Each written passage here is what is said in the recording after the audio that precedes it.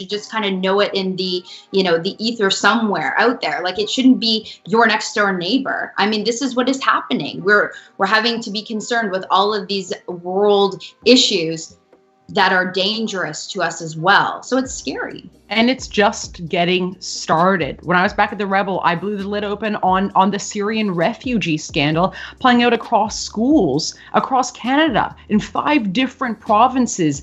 Our girls are being sexually abused by Syrian refugees, men as old as 20, 22 inside high schools, LARPing as young men and molesting these girls during their first school dance. Our young Canadian boys are being told that they're basically going to hell because they don't believe in Allah. They're being subjected to the celebrations of the Brussels bombings. Jill, you've got a little one. God willing, I'm going to be blessed with little ones very soon as well. You think it's bad right now? We are literally sacrificing our kids on the altar of diversity and multiculturalism. Last headline, and then I'm going to ask you for a solution.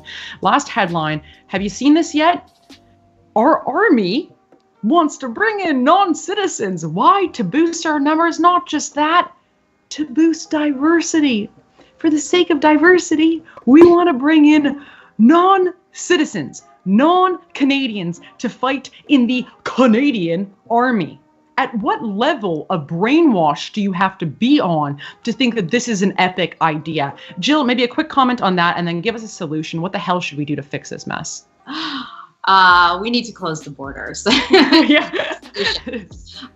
But in regards to, foreigners in our military, I mean, it's absurd because now you're going to have Canadians fighting alongside foreign nationals. So if something goes wrong, those foreign nationals, for all you know, can you really trust them? They're not from our country. They're not born here. And I understand in America that they do let people with green cards fight in their military, but this is even, I don't know if that's along the same lines as what they're talking about here, but you really do have to think of it from a common sense standpoint. How is this really going to work? It's not the safest endeavor. Absolutely. I couldn't agree more. Look, as far as I'm concerned, if you come to this country and if you have the audacity to run for government, and I say that seriously as someone who would never dare immigrate to a country and then think I was all that I could actually help lead that country, that I would know what's in the best interest of people who, frankly, I have very limited exposure to, limited experience of, and intuition behind, so to speak. But if you come to this country and you want to run for government, I say it'd be an absolute necessity that you abdicate one, or you give away one of your passports. You have to decide which one. I mean, we saw Marine Le Pen when she was running for the National Front, that she said that all French people, never mind the ones who were running in parliament and government there, that all French citizens who were dual citizens, if that extra citizenship was not European, done. She didn't care if it was US, Canadian, Israeli, it doesn't matter where you're from, North Africa. If it's not European, you're going to be asked to decide which one. Who are you with?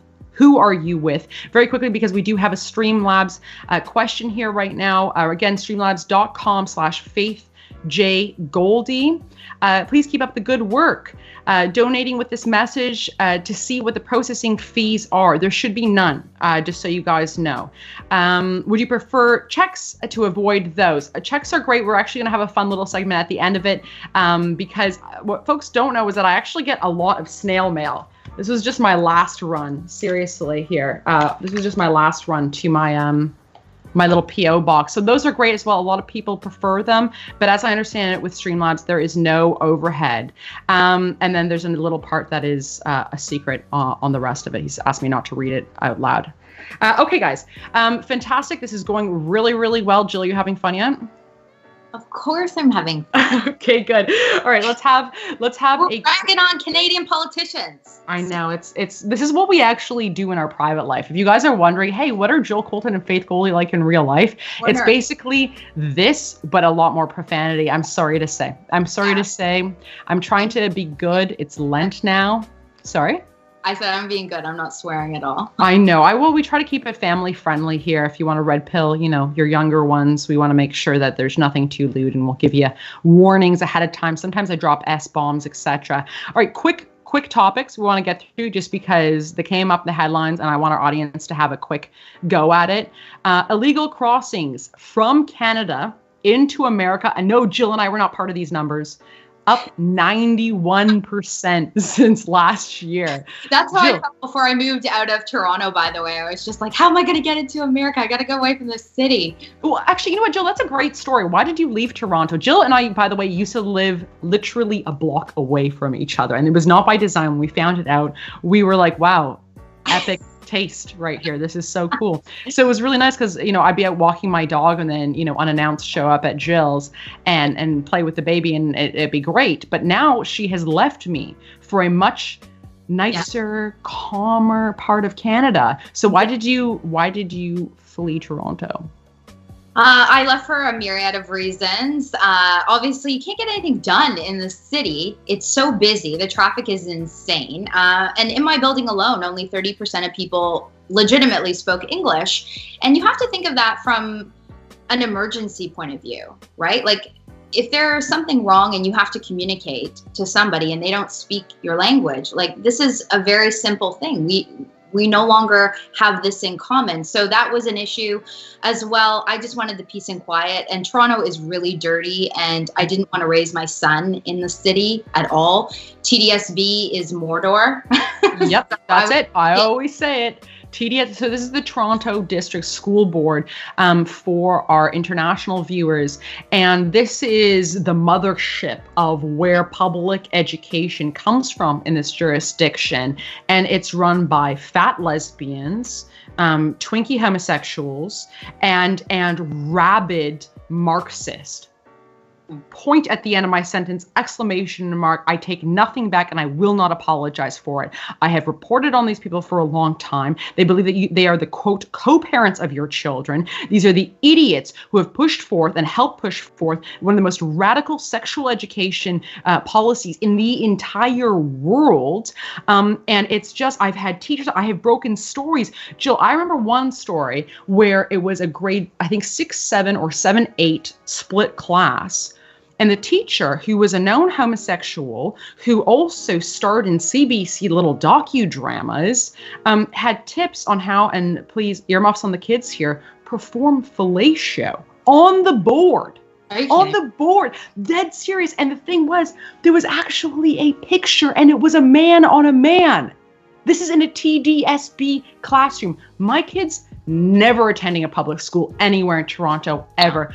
I will homeschool. I will start a GoFundMe. Sorry, I was kicked off there. But for my kids to have good, Catholic education, something like that. But even our Catholic schools here on the public dime are completely paused. It's bad. Drop my phone.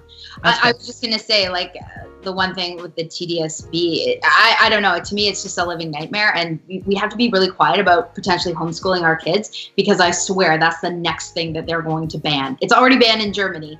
So it's going to happen here. I've done a story on it for my channel, and the rise in homeschooling numbers have gone up. I would say it's pretty significant, the number. It's actually in BC that it's gone up the highest. But my prediction is that they will say, nope, no more homeschooling, or they'll do what they're doing in the US. I forget which state it is, where they're now doing mandatory home visits for homeschool children. That's so creepy, and this is something where if you haven't taken the homeschool pill yet, talk to people, get to know moms that are out there, talk to kids who have actually been, or young men and women who have actually been homeschooled. We had, a couple of them on the campaign, and these are some of the most intelligent, socially well-adjusted, motivated, grounded people. Whereas a lot of the kids, especially ones who worked on my campaign, etc., who went through public school, they said, never will I ever subject my children to that. And there has been a huge rising tide in my young female friends. Okay, I don't have a lot of them, no, but seriously, who have children who are now making that push. They're eyeing homeschooling because, let's be honest, It's difficult to make enough money as a millennial, let's say, to send your kids to good private schools. And even those ones are paused. I went to, an Ivy League, amazing, private girls' school. My grandparents worked very hard to put me through it. I was not at the top of the totem pole. I was, the one who was always buying used uniforms, but they really believed in the value of education. And I thank God for that. It was an amazing education. But since then, as I understand it, they're pushing things like intersectionalism, this hardcore feminism. No. My girl is going to, my girl is going to learn how to be a woman, not a man. And my son is going to learn how to be a man, not a woman. And so, I totally agree with you. This is the next frontier. We've seen them come down in places like Alberta as well. Let's quickly pivot to one more quick topic over here. Our CMP are now recruiting. So this is Royal Canadian Mounted Police. The top cops in the land are now recruiting from Masjid Toronto. That is a mosque in the heart of Yonge and Dundas Square, Toronto. And why is that important? Because they're on record, as in video record, calling for genocidal violence against unbelievers. We're talking about slavey infidels one by one.